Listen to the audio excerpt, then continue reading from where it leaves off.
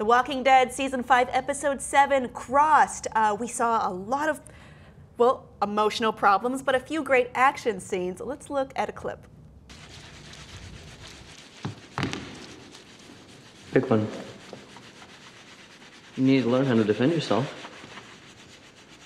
We can teach you.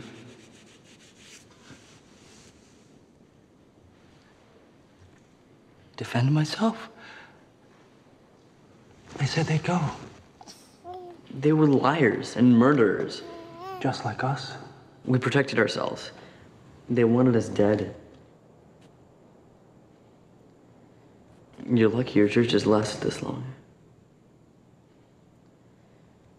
You can't stay in one place anymore. Not for too long. So at this point, we see that Daryl, Rick, and company have left for to Operation Rescue Maggie and Beth.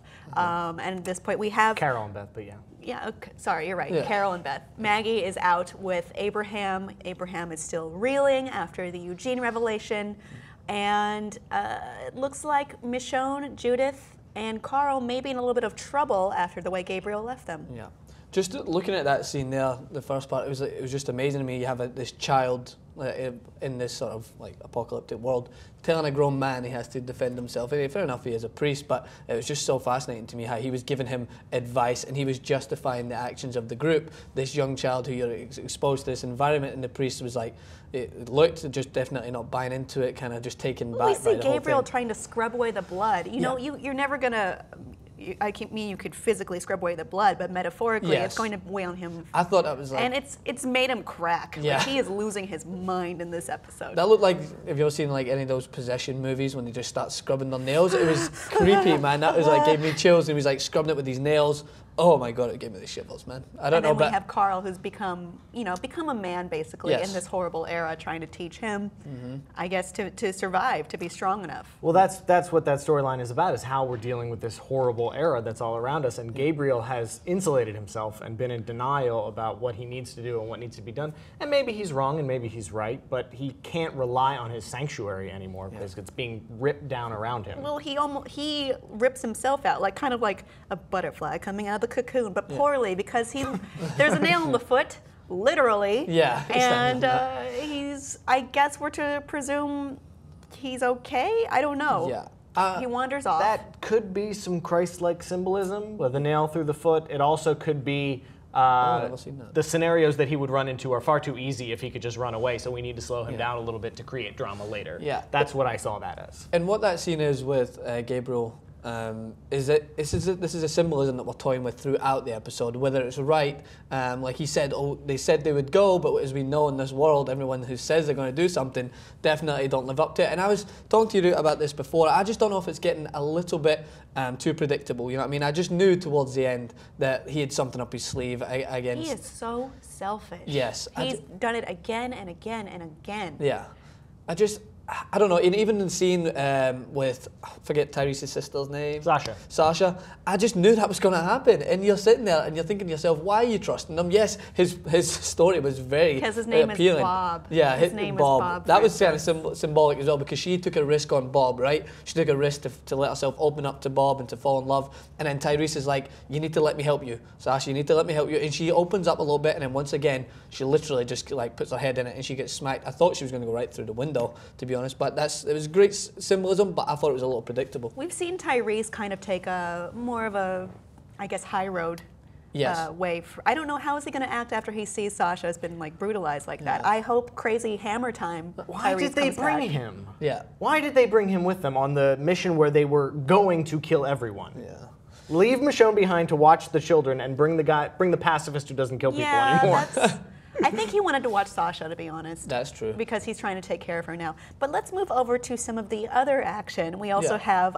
Wait, does this episode follow more than one group? Oh, this one went back to the old trope of splitting it up into, I think, 3 different stories. Yeah. So we have Maggie, Glenn, Tara... Greydom. Greydom is on their own out in the... I don't know where they are. I guess they're still... outside of a giant Walker farm. Where Eugene passed out. Yeah. And Abraham can't move. He's being kind of I'm worried for hindrance. Abraham's blood circulation because it looked to me like he was sitting there for a long time And on he his is knees. fair-skinned. Yeah, he's definitely going to get a little bit of sunburn.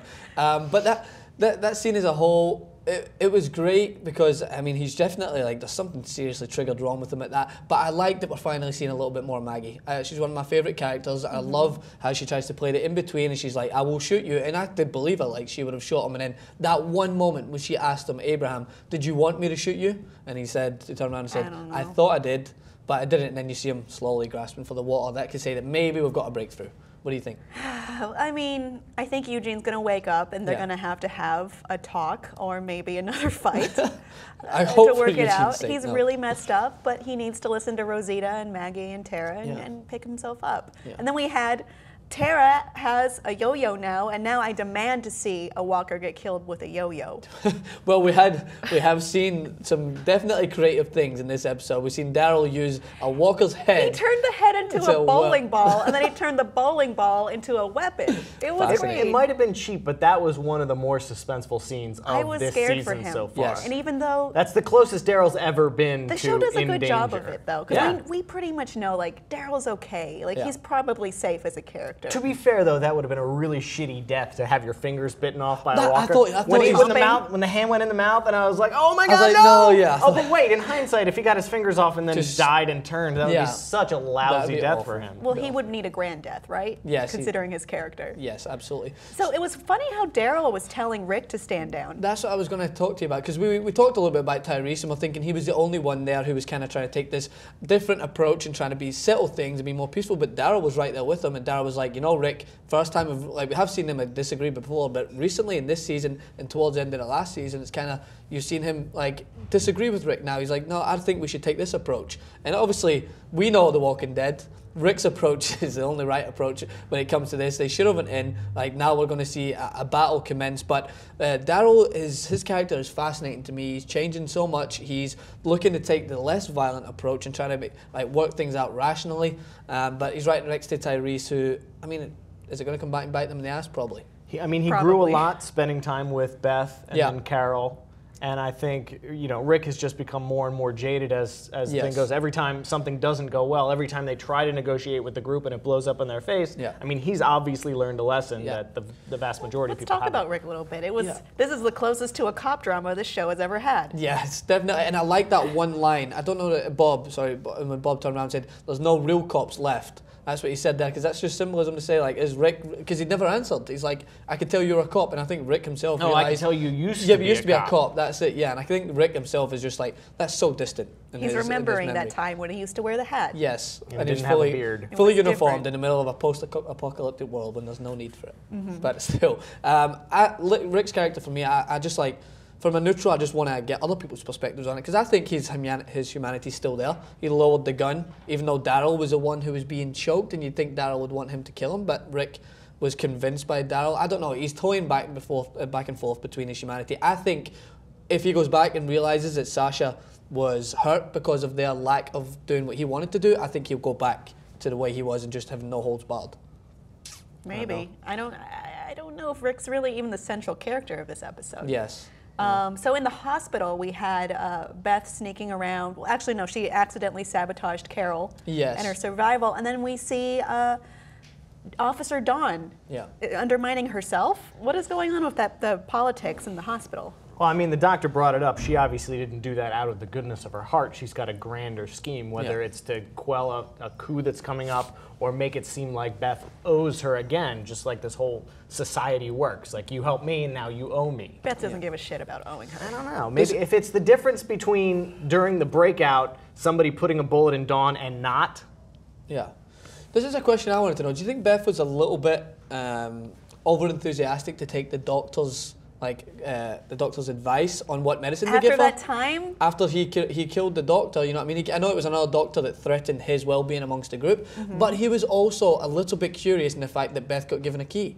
because remember she said that she doesn't give a key out to everyone. Maybe this is another power struggle where Beth might be moving up in the ranks and the doctor might, I know he's going to be valuable for his ability, but I think he might be a little curious the fact that Don gave her the key straight away, and you never know, he might have gave her the medicine That's to sabotage a good Carol. point. To be fair, though, she didn't do what the doctor said. Oh, she didn't? No, She- because the doctor said 5 milligram IV drip. Okay. And the syringe that she used was more than 5 milligrams, and she pushed it right in. That was not a drip. So.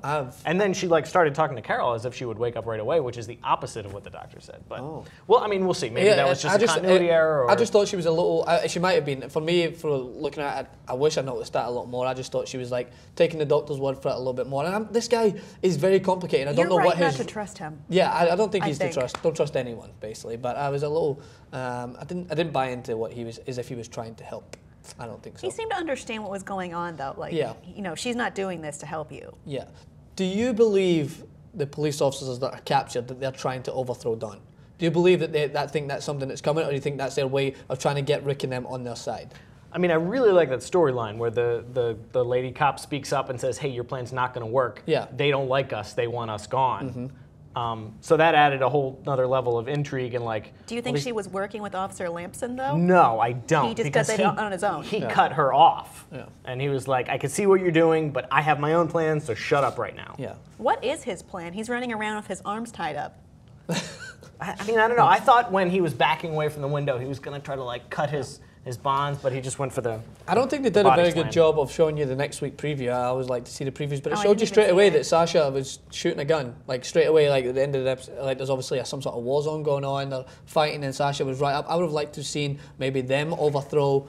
I don't know. I've not seen the episode. I'm just predicting what I've seen on that. This was the first episode where I think last week's episode was purposefully misleading with what they showed you, because last week's preview was all like Rick going through the plan about slitting, and that was only like a passing dialogue that happened in this episode. They didn't end up going with that plan. Yeah, that's true. So who knows what next week's really like? But I mean, AMC's pretty notorious for doing that, though. Yeah. Especially with Mad Men. Oh, word. Absolutely.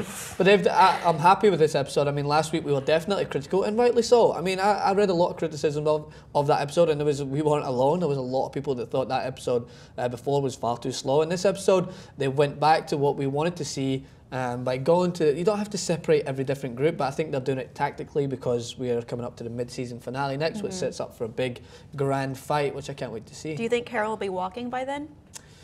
I think they're going to have to carry her. Yeah, I'd feel for the hospital workers and the police group if she is walking, because then they're going to have to come up against an angry Rick and them with Carol pissed off about being hit by a car. I wouldn't want to face that. The orderlies are going to fight. Someone said that. Who said that? Oh, that the wards would join them with the breakout Don't attempt. believe it. Noah said that.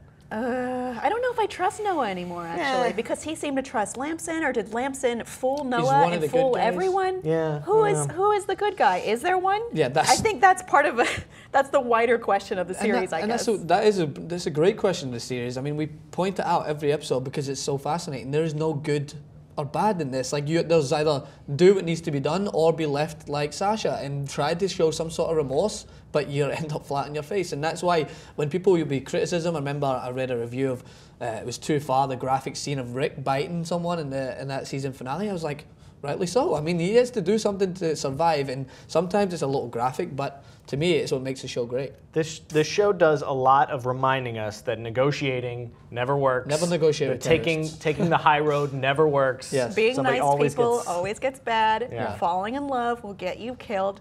There's a lot of horrible lessons in the Yes. show. I'm really thinking someone's going to die next episode. I'm Somebody thinking. important. It's been a and while major. since we've had a major death. Yeah. You know, and then we do this. This is the penultimate to the mid-season, which Yeah. sounds insignificant, but for this show, it is significant. Yeah. So We're going to predict it here. I don't think I can predict. My top three are Carol, or Beth, or Maggie as a. No, You know, I like all three. I think if it was Maggie, I would be heartbroken because we need to have some sort of romance, love. There needs to be some true love out there that's going to survive. That storyline is stagnating. It's not doing anything. Yeah, They're sitting in the middle of the road with a truck. I think they need a shot in the arm. I think it's going to be. I think it could be. Rosita? I don't know, Rosita. I was Tara? thinking about Tara. They're not Rosita. very I think important. there's going to be someone from that group. I can see it because I like that we're seeing more of Rosita and we're starting to see her. Like she said that story about he was the first man to say that we could use you, and she is I don't very even know useful. if he was telling the truth. Yes, exactly. And I think that I don't know. I think I could see us just being like her before we start to like her, just being dragged away and being taken out of the group. That was a fun little summer camp moment that they had Yeah. when they were making fishing nets Yeah. and stuff. But I Finding don't think it was backpacks. quite Yo-yo. enough character development for it to be a real impact. Yes, of yeah. 100%. I'm really grown. I liked her a lot. I like how she's bringing this sort of humour. She said the joke, and she's like, I mean, it was not that funny, but it was funny. I mean, when she talked about them not getting to Washington. Tara is more and more often the voice of the audience. Yeah. She says things that I've been reading in comment sections for a week. The Yeah. writers use her to like bring up issues that they've never brought up Yeah. before. Like, And oh, you're mad at him yo-yos. for using his one skill set that saves him in the apocalypse? Yes, we are mad at him. Yes, that's what Glenn said. Hey, maybe we could find some bicycles. Yes, there are still bicycles. Tara is that voice. I agree. Yeah, that she does bring up good points. I don't know. I don't even want to think about it until next week when Yes. we do that. So join us Exciting then stuff. for the mid-season finale where someone will probably die. Please don't be Glenn. Oh, I would cry.